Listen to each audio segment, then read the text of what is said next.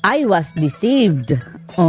Kung sa Tagalog mga kababayan, nabudol ako. Sabi ng numero 1 mambubudol mga kababayan. Ay nako.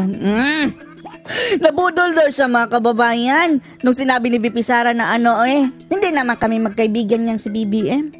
Never kaming magkaibigan, sabi ni VP Sara. Sabi naman ni BBM mga kababayan All the while, I'm thinking na friendship kami ni Sara Duterte. Pero kung ganyan pala daw ang kanyang pananaw I was deceived. Nabudol ako, sabi ng takilang mambubudol mga kababayan. Diyos mio. Deceived ka? Nabudol ka? So nga, kung mayroong mambubudol dito, ikaw yon ngagba. Wala nang iba. Pinagsasabi nito? Totoo naman talagang hindi kayo kaibigan ni VP Sara. May nakita ba kayong mga litrato mga kababayan na magkasama sila sa personal event? Yung mga lakad ng mga kaibigan? Wala. Lumapit lang yan kay VP Inday nung panahon na ng eleksyon mga kababayan dahil magbabaka sakali tayo baka maambunan tayo ng grasya, sabi ng super ate ng mangga. Manggagamit. Tapos ngayon mga kababayan, pa-victim. Parang siya pa daw ang nabudol. Dahil itinanggi daw ni VP Inday ang kanilang pagkakaibigan. Kung magkaibigan kayo ngag-ngag kung magkaibigan kayo, hindi nyo sana ginigipit ang mga Duterte ngayon, ungas. Meron bang magkaibigan na sasaksakin mo sa likod? Anong ginagawa nyo kay Sara ngayon? Pinagtulungan nyo. Kaibigan ba yan? Huwag kang as if na ikaw ang biktima. Siya pa daw ang nabudol mga kababayan. Yan po ang ating tatalakayin ngayon mga kababayan. Pero bago po yan, pasasalamatan po muna natin mga kababayan itong ating mga generous na mga viewers all over the world. Lalong-lalo na itong eto pong kababayan natin sa Japan mga kababayan. Hindi po natin mabasa ang pangalan. Oy, kababayan natin sa Japan, kung sino ka man. Salamat sa iyong super thanks. Paano nyo babasahin ito? I'm sorry.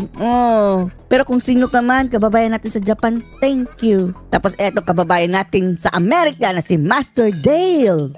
Sabi niya panchiswis at tinapay daw. Salamat, Master Dale, sa iyong super thanks. At ang kababayan natin sa Saudi Arabia. Marami po tayong nanonood sa Saudi Arabia mga kababayan. Lalong-lalo na ito si Madam Maylene Gerans. Thank you so much, Madam. Narito po ang video. Sinagot rin ni Pangulong Marcos ang issue kay Vice President Sara Duterte. Ayon sa Pangulo, nadismaya siya nang malamang sinabi ni VP Sara na hindi sila magkaibigan. Pasalamat ka nga yan lang ang sinabi ni Sara Duterte na hindi kayo magkaibigan. Kulang pa nga yan ngag-ngag. Mabutit hindi sinabi ni Sara direkta na traidor.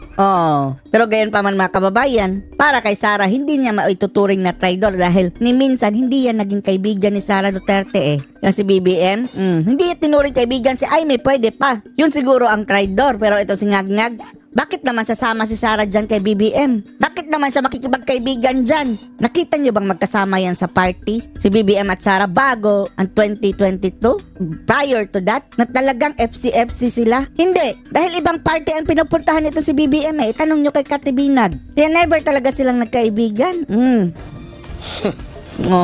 Hindi lang hindi lang Budol King, kundi artista na din mga kababayan. Ang galing mag-acting na as if siya ang biktima. It's a good question. I don't know anymore. I don't know anymore. May alam ka talaga ba? Baka totoo yung sinasabi mga kababayan na may cordon solitaire? Parang mayroon ng barrier na pinapaligid dyan kay BBM dahil parang walang alam sa outside world Diba? Ni isa sa kanila walang dalang baril. Smio, lahat na nakakaalam. Pwera na lang siya. Not quite sure I understand. I'm a little dismayed. Dismayado. Ikaw pa ngayon ang dismayado. Ang 31 million na bumoto sa iyo ang dismayado. Hear that she doesn't think that we are friends. Hindi ka naman talaga friend dahil mahilig ka sa ganyan, I always thought that we were. But maybe I was deceived. Maybe I was deceived. Smio. In short, maybe nabudol ako. Sabi ng mambubudol. Ganyan pa. Ipinaliwanag rin ni PBBM kung bakit sa kauna-unahang pagkakataon ay hindi. Pero kung inyong i-analyze mga kababayan kung sa tingin niya na magkaibigan pa rin sila ni Sara, tapos ganyan ang ginagawa niya kay Sara Duterte ngayon, pinagtutulungan mga kababayan, binaboy, binalahura, halos apakan na ang pagkatao. Tapos, kaibigan ang turing mo. Kayo ang umapak kay BP Inday. Naglapastangan ngayon. Isang malaking katraidoran. Mas okay pag aminin mo na hindi talaga kayo magkaibigan. Naging lang kayo, katandem. At kung ituturing mo kasi kaibigan mga kababayan hahayaan niya ang kanyang mga kasamahan mga kababayan. Yung tambalustos, pinsan niya. Yung darling niya, na balahurain si Sara. Hindi, sa budol, pinagsasabi. Ipinaliwanag rin ni PBBM kung bakit sa kauna-unahang pagkakataon ay hindi siya itinalagang caretaker ng bansa habang siya ay nasa Lao PDR para sa ASEAN Summit. Wag na. Hindi yan kailangan ni Sara Duterte na gawing caretaker. Mas mabuti na i-dissociate ni Sara Duterte ang kanyang sarili dyan sa ngag-ngag administration mga kababayan. For what? For what? Madudungisan lang ni Sara dyan. Oh, because she's not part of the administration anymore. Not part of your administration, your cabinet, pero parte pa rin siya ng gobyerno. Ngag-ngag. She's still in government, but she left the administration. Left your cabinet. So she's not part of the administration anymore. My question is about Buti na lang. the home front. Ito ho ang unang biyahe ninyo that you did not designate the Vice President as the caretaker. How should we read into this, Mr. President? Oh, because she's not part of the administration anymore. Association. She's still in government, but she left the administration. So she's not part of the administration anymore. So she's not part of the day-to-day running of what we are doing.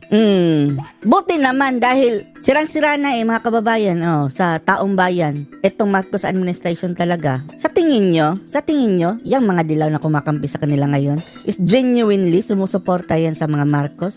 No. Ang tanging kaibigan ng mga Marcos mga kababayan sana dahil nabudol tayo noon yung mga Duterte supporter mga kababayan. In addition yan sa mga talagang loyalustay na pikit mata mga kababayan. Kahit pa matubuan ng buntot at sungay itong mga Marcos, pikit mata sila. Support pa rin all the way. Ewan lang natin. Siguro mga kababayan nila.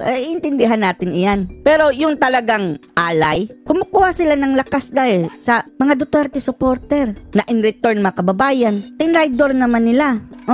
Binalahura nila.